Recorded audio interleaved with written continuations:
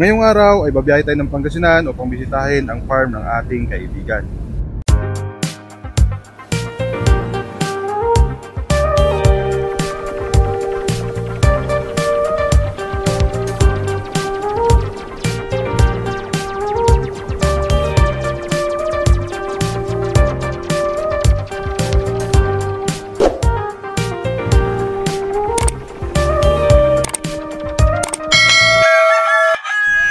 Grabe ang mahal ng gasolina ngayon mga lods, no? Dahil sa nangyayaring giyera sa Middle East. So ayan, dating 51 lang eh, ngayon nagano na. Unleaded guys, full tank. Matik lang. Ay, sorry, pasarangan ng likod guys. Yung likod ko ba? Parang nabuksan ko yung likod. Yung trunk ko pabagsak naman, pasara.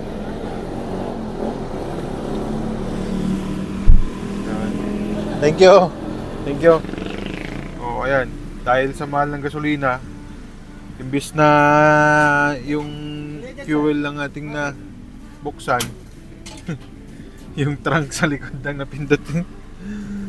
Buti na lang mabait si kuya, pwedeng pag-usapan. Unleaded no, guys? Unleaded full tank, sige. Okay. So ayan, 57 and 30 cents ang isang litro ng unleaded. Samantalang last week lang nagpagas ako 51 pesos lang mga lods. So ngayon talagang ay nako, sana magkaroon na ng ano yan, tigil putukan na or magkaroon na ng peace ang Iran at Iraq. I mean Israel at Iran. Bakit Iraq? Ba't Iraq na naman? Nung napunta sa ang usapan. So, may 2 oras pa bago ako makarating ng Bolinao mga lods. Yeah. Nandito na tayo ngayon mga lods sa bandang Panike, papuntang Kamiling ito mga lods. At ito, bumuhos ang malakas na ulan. So ayan, medyo time check 3:30 PM pa lang mga lods, pero ang itsura ng panahon sa labas mukha ng alas 7 ng gabi, sobrang dilim. Ayan kapal ng ulan. Grabe. So hindi tayo makatakbo ng mabilis na ito mga lods. Medyo madidili ang ating biyahe na ito. Gawa ng alalay lang ang takbo natin. At medyo mahina ang or mababa ang visibility sa dinadaanan natin. So ingat-ingat tayo mga lods. Grabing lakas ng ulan mga lods. Ayan, halos wala na tayong makita sa kalsada, no? Sobrang baba na ng visibility. So tumabi muna ako dito mga lods. Medyo palilipasin muna natin yung ulan, or kahit na huminga lang siya ng konti bago tayo umabanti ulit para safe tayo, no? So ayan, may bumuntot sa likod ko. Tumigil din yan kasi ibang klase mga lods talaga yung ulan, no? As in, halos zero visibility na yung kalsada.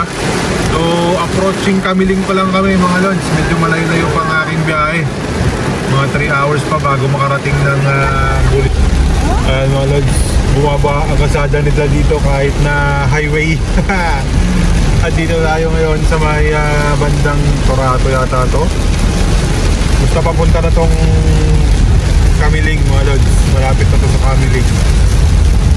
Yan mga lods, malalim talagang baha dito. Ayan yung iba tumigil na, hindi na lumusong. Tayo tuloy dahil dito sa side natin hindi masyadong malalim. Sakto lang.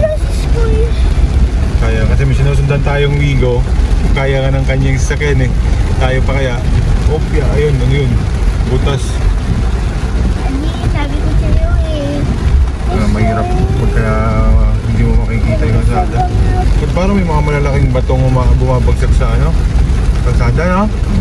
Na dalay na ayun, lakas ng agos mga lods. Ang galing yung mga tubig na yan. Ayun. Baha. Ayun baha. Ayun, at na tayo ngayon mga lods sa Manggatarim, approaching Aguilar yata ito mga lods, no? So medyo maliwanag na at tumila na rin sa wakas ang ulan mga lods. Pero malaki ang Bolinao, no? So as of now, ang ETA natin ay mga after 2.5 hours pa. Medyo malayo pa, pero ayos lang at hindi naman tayo nagmamadali dahil bukas pa naman ang blessing ng BTX Game Farm. Medyo madilim na nang dumating kami sa Birdland Resort. Ito ang aming tutuluyan at bukas na kami ng umaga aakyat sa farm ni Carl Ledesma. Kinabukasan bago umakyat sa farm ay nag-relax muna ako dito sa magandang tanawin sa Birdland Resort.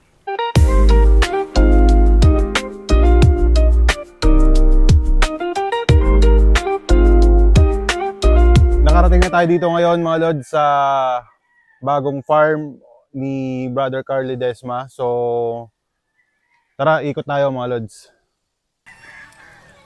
Ito mga lods, mayroon ditong mga puti si Bro Carl, no? So base sa kanya, ito ay mga slim binoist, pero itong straight comb na ito, white kelso na ito ni Sir Biboy Enriquez.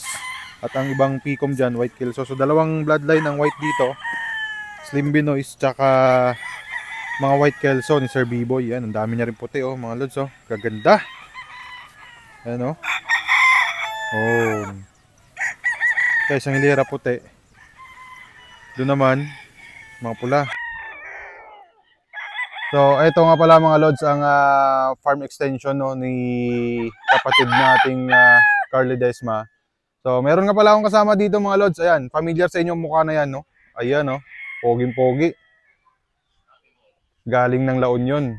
Bumaba ng Bolinao, Pangasinan. Matindi. Ano bro, may nasisipat ka na?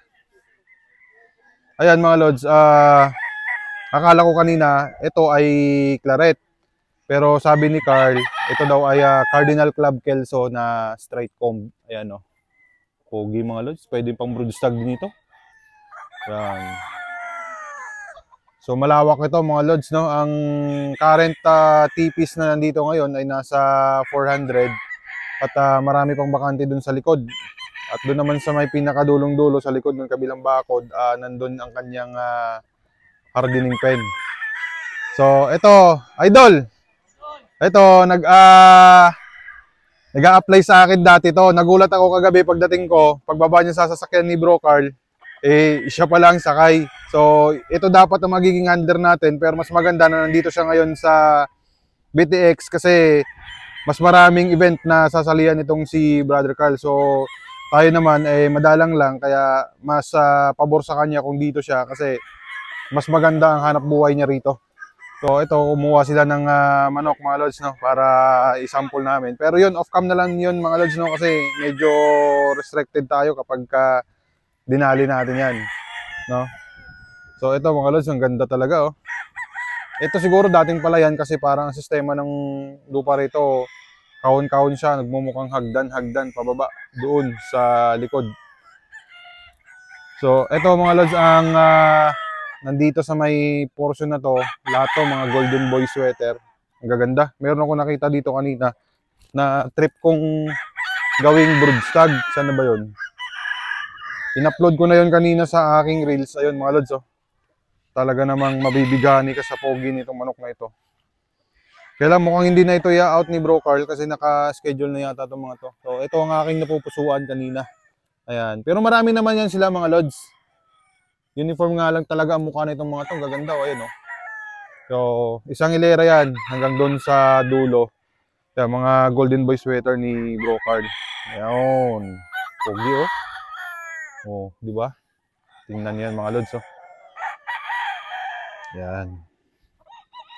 Ito, ganda rin na ito mga lods, oh. Boging-pogi din. Pero kapag ka daw may mga dalawang leg band na nakatali sa paa, yan ay selected na ni Bro Carl na gagawin niyang broodstag. Then ang iba dito, may mga marking sa paa yan. May mga tanda na. Siguro ito yung mga pang ano to, pang elimination. So, nasan na ba si Lagkit?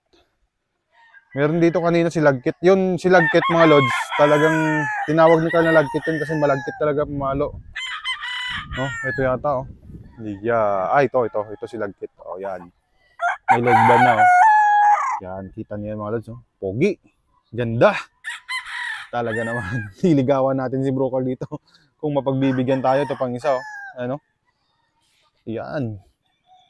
Grabe, solid. Solid yung mga bloodline dito, mga lods. Tsaka ang gaganda ng mga manok dito. So, doon sa taas naman, ayan. Andyan nakalagay yung mga kelso. Oh, di ba? So, yun ang kaniyang grada. So, ngayong araw pala mga lods ay blessings ng farm ni Bro Carl. So, kaninang umaga nandito kami. Nag-install kami ng gagawin niyang artificial na moisture, which is yung parang may sprinkler na pang mist para, ayan, kunyari mga lods, kapag ka may bisita at may gustong mag-avail ng mga no-kiss ni Bro Carl, ito yung kanyang limbering area. So, dyan ililimber ang mga pagpipilian ng kanyang mga bisita na mag-a-avail ng kanyang mga linyada. So, ayan. Nandyan din mga lods ang aming mga commander. Siyempre, nandyan si Mrs. Rugby, si Mrs. Super Andre at si Mrs. BTX. So, ayan ang view ng kanyang gradas mga lods. Tatapusin ko na muna dito ang part 1 ng ating video mga lods at abangan nyo na lang ang part 2 sa aming pag-uusap ni Brother Carl Ledesma.